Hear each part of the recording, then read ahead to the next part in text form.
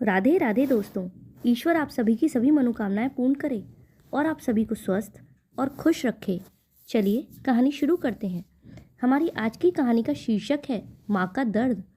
सर्दियों की हल्की गुलाबी सुबह थी। राधा हमेशा की तरह जल्दी उठकर घर के कामों में लग गई थी।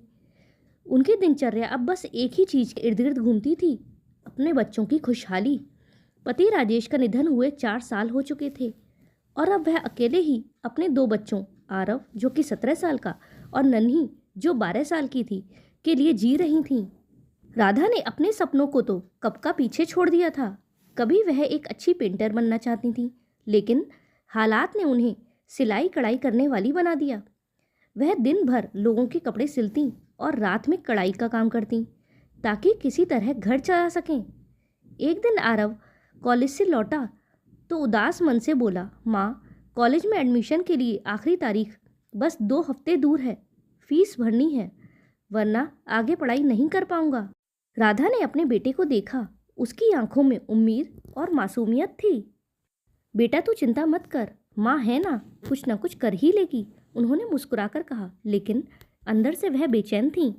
रात को जब बच्चे सो गए तो राधा अलमारी से अपना इकलौता सोने का झुमका निकालकर देर रात तक उसे निहारती रही।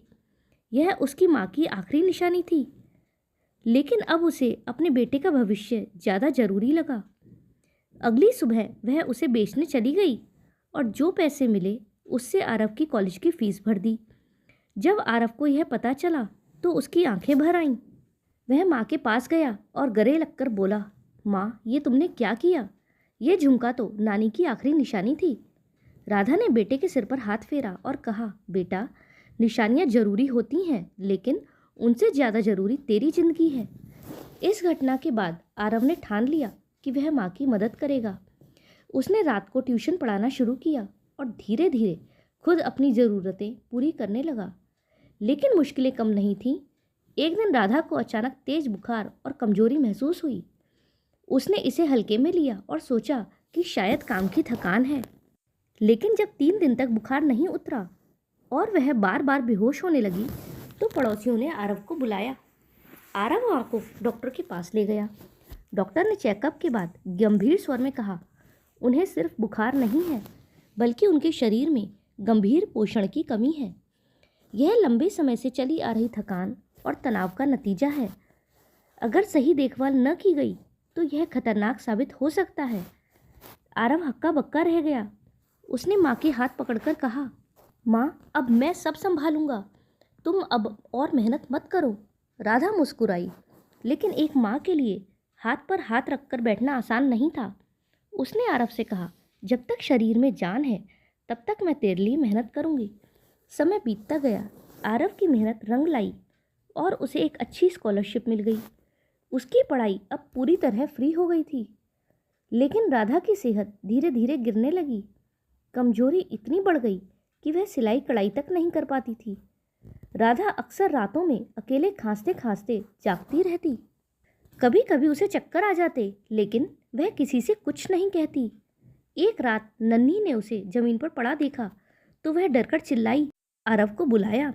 डॉक्टर ने बताया, राधा जी का शरीर बहुत कमज़ोर हो गया है, उन्हें सही आराम और आहार की ज़रूरत है, नहीं तो हालत बिगड़ सकती है।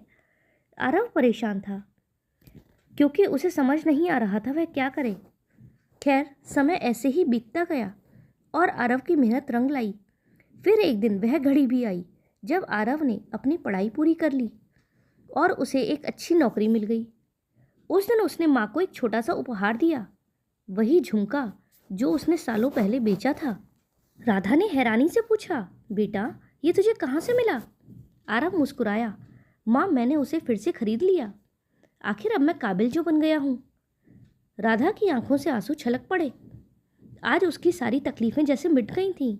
अब राधा का स्वास्थ्य भी ठीक हो रहा था। सालों की मेहनत के बाद आरव अब एक अच्छी कंपनी में नौकरी करने लगा था। उसकी माँ राधा को अब सिलाई कढ़ाई करने की ज़रूरत नहीं थी। छोटी बहन नन्ही भी कॉलेज में पढ़ रही थी। सब कुछ ठीक चल रहा था जब एक दिन आरव ने माँ को एक खुशखबरी सुनाई। माँ, मैं शादी करना चाहता हूँ। राधा खुश होकर बोली, अरे, ये तो बहुत अच्छी बात है। कौन है वो लड़की? माँ, उसका नाम सिया है, हम ऑफिस में साथ काम करते हैं। वो बहुत अच्छी है। राधा ने सिया से मिलने की इच्छा जताई और अगले ही हफ्ते सिया उनके घर आई। वह खूबसूरत और पढ़ी लिखी थी, लेकिन उसकी आंखों में अपनापन नहीं था। राधा ने महसूस किया कि सिया अमीरी की आदी है और उसके व्यवहार में एक हल्की सी अकड़ है। लेकिन बेटे की खुशी के आगे उसने अपनी सोच को किनारे कर दिया। जल्द ही शादी हो गई और सिया इस घर का हिस्सा बन गई। शुरू शुरू में सब ठीक था, लेकिन धीरे धीरे सिया का असली रूप सामने आने लगा। सिया को ये पसंद नहीं था कि आरव अपनी माँ और बहन के साथ ज़्यादा वक्त बिताए। वह चाहती थी कि वो एक अलग अपार्टमेंट में शिफ्ट हो जाए। एक दिन जब राधा ने आरव से कहा, बेटा तू बहुत बिजी रहता है, कभी बैठकर 2 बातें कर लिया कर, तो सिया ने तंज कसते हुए कहा, माँ जी अब वो बच्चा नहीं है, उसे अपने करियर पर भी ध्यान देना चाहिए। हर वक्त इमोशनल बातें करना जरूरी नहीं होता। राधा को बहुत बुरा लगा, लेकिन उसने कुछ नहीं कहा। धीरे धीरे सिया ने आरव के मन में यह बात भरनी शुरू कर दी कि उसका परिवार उसके पैसों पर निर्भर है और उसे अपनी ज़िंदगी अपने हिसाब से जीनी चाहिए। एक दिन सिया ने आरव से कहा, हमें अलग घर ले लेना चाहिए। यहाँ रहने से मेरी प्राइवेसी खत्म हो जाती है। मैं अपने तरीके से रहना चाहती हूँ। आरव असमंजस में था। उसने माँ की तरफ देखा, लेकिन माँ चुप थी। कई दिनों तक सोचने के बाद उसने माँ से बात की। माँ, हम अलग घर में शिफ्ट हो रहे हैं, लेकिन आपको कोई परेशानी नहीं होगी। मैं हर हफ्ते मिलने आऊँगा। राधा की आंखें नम हो गईं। बोली, बेटा क्या मैंने कभी तुझसे अलग होने के लिए कहा है? क्या तुझे लगता है कि मैं तुझ पर एक बोझ हूँ? नहीं माँ, ऐसी कोई बात नहीं है, बस सिया को। राधा ने हाथ उठाकर उसे रोक दिया। बोली, बेटा जब मन हो मिलने आ जाना, माँ कभी शिकायत नहीं करेगी। आरव चला गया। नन्ही भी अपनी शादी के बाद दूसरे शहर चली गई थी। अब राधा अकेली थी।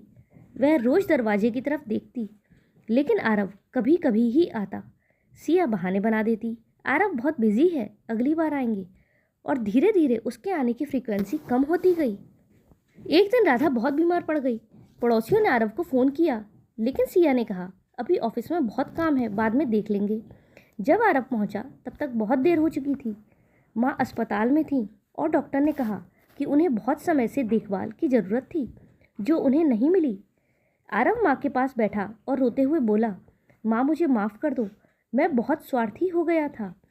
राधा ने कांपते हाथों से उसके सिर पर हाथ फेरा। बोली, बेटा तू खुश रहना, माँ हमेशा तुझे माफ़ करती रही है और हमेशा आगे भी करती रहेगी। यह कहते कहते राधा की आंखें बंद हो गईं। वह हमेशा के लिए सो गई। उस दिन आरव को समझ आया कि परिवार पैसे से नहीं, प्यार से चलता है। लेकिन अफसोस, ये बात समझ में तब आई जब तक बहुत देर हो चुकी थी। दोस्तों, शादी के बाद ऐसा क्या हो जाता है? जो बच्चे अपनी माँ का एक दुख नहीं देख सकते थे, आज वो इतने पराये हो जाते हैं कि उन्हें छोड़कर भी चले जाते हैं। आखिर ऐसा क्यों होता है? आखिर क्यों? कमेंट में ज़रूर बताइएगा। और दोस्तों, अगर आपको कहानी पसंद आई हो तो वीडियो को लाइक करें और चैनल पर नए हो तो चैनल को सब्सक्राइब करें। हमारे साथ अंत तक बने रहने के लिए धन्यवाद। जय श्री राधे।